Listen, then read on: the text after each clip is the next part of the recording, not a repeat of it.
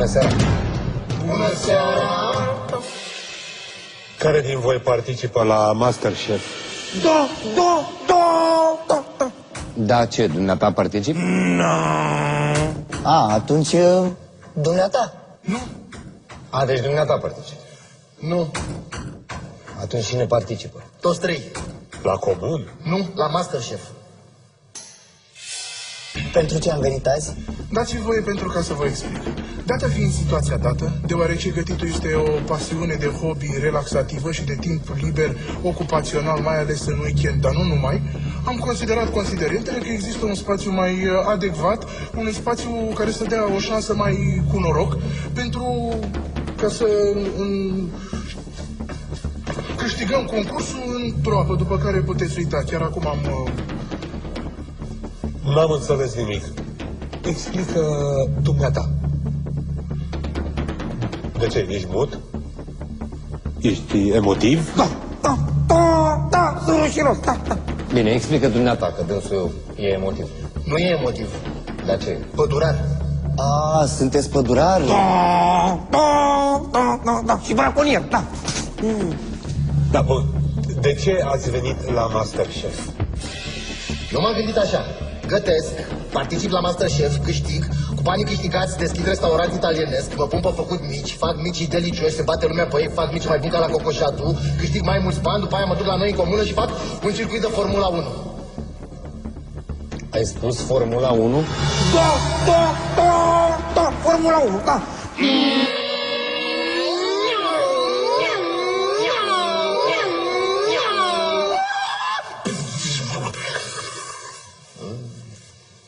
Dar de ce ar fi nevoie de un circuit de Formula 1 într-o comună? Pentru că n-avem.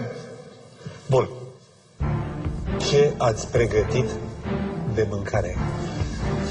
La felul întâi am pregătit tocăniță de scols și la desert negresă cu frișcă. Stai puțin, până la desert. Ai spus cumva tocăniță de sconks? Da, sconks, da. Și nu pute? Tocănița sau sconsul? Sconsul. Dați-mi voie sconsul pute. Deci pute și tocănița.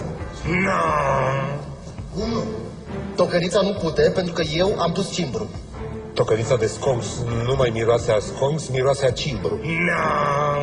Păi cum? Miroase a chimendă, Păi cum, stați așa, că eu nu mai înțeleg. Ei pus cimbru și miroase a chime? Dați-mi voie pentru ca să vă explic, nici noi n-am elucidat încă misterul. Noi suntem 3 bucătari cu experiență. Și cel puțin eu în viața mea n-am auzit până acum de tocănițe de sconx. Se prepară greu? Da, e un timp, da. Care parte e mai grea? Partea cea mai grea este prinderea și execuția sconsului, pentru că dați-mi voie să vă spun, sconsul e pervers. Ce ingrediente folosiți? Dați-mi voie pentru ca să vă explic. Am folosit apă, sare, ulei, cartofi, morcovi, dovlecei, ardei roșu, ardei verde, ardei galben, ardei carne. Mai dai din ardei, dai de rău. Păi bun, mie chiar mi-au făcut poftă să gustăm.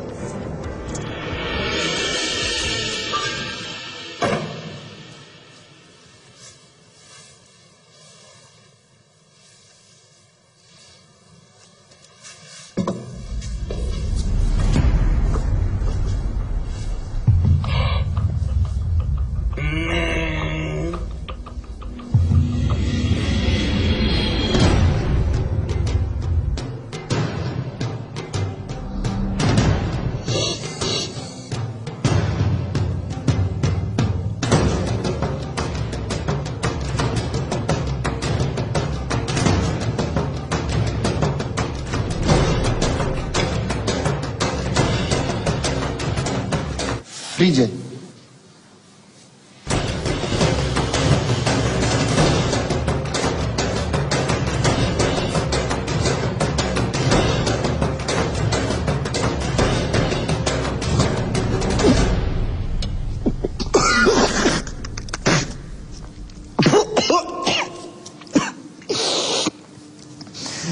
N-aveți idee cât de mult vreau să vă jignesc în clipa asta.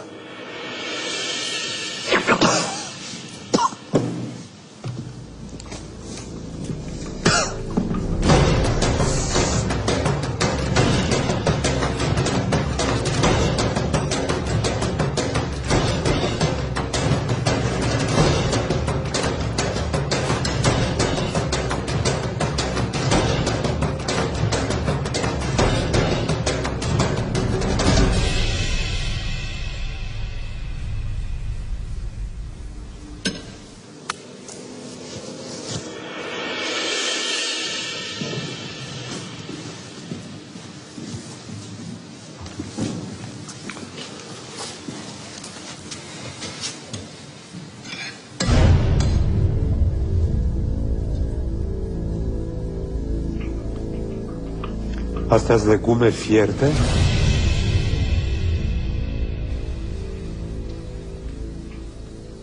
Da! No.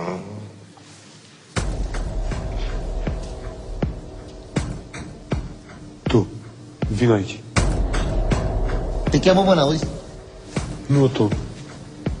Tu, vino aici.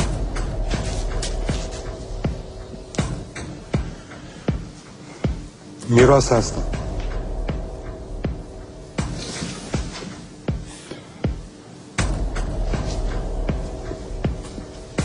Tu, ăla mai pricăjit, vino aici. Miroase asta.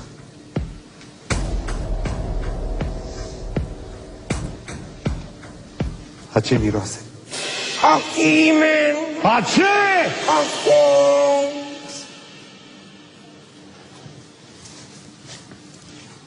Tu, vino aici.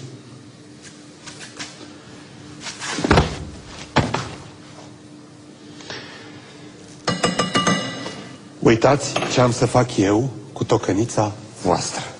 Să bat ea!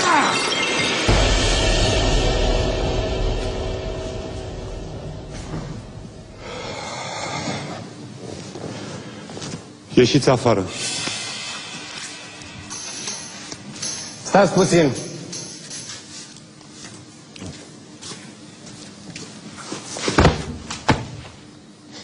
La început ați spus ceva și de un desert, parcă. Ce era? Negresă cu frișcă. Bun. Hai să vedem și desertul.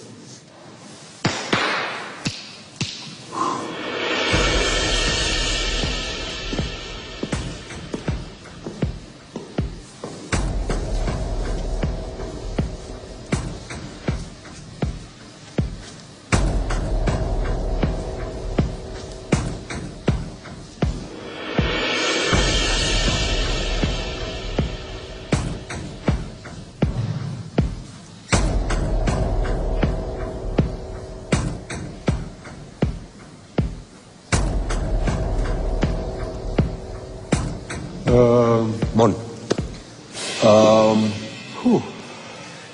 Eu o să spun nu. Pentru tocăniță. Și da pentru desert. Iar eu zic tot da. Băieți, v-ați scos cu desertul. Aveți 3 de da! Da! Da!